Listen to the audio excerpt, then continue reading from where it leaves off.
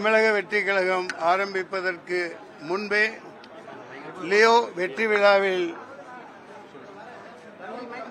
ஜவஹர்லால் நேரு ஆடிட்டோரியத்தில்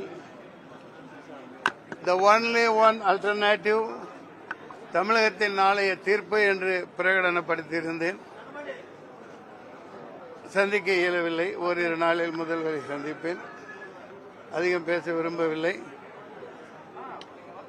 பொதுச் செயலாளர் மிகவும் சிறப்பாக உரையாற்றினார்கள். தாங்கள் கேட்டிருப்பீர்கள். எனவே நாளைய தமிழகம், இன்றைய தமிழகம் எப்போதும் மிகச்சிறந்த முன்னேற்ற பாதையில் பயணிக்க, ஆண்டாண்டு காலம் வெற்றியை நோக்கி பயணிக்க முதலமைச்சர் ச. ஜோசப் விஜய் அவர்களின் கருத்தை வலுப்படுத்துவேன். நன்றி. இதுக்கப்புறம் இது ஒரு கேள்வி தேவையா? முன்னேறி போய்கிட்டு இருக்கோம். அப்படின்னா மனம், நான் இதுவரைக்கும் அதுக்கு தானே பதில் சொன்னேன்.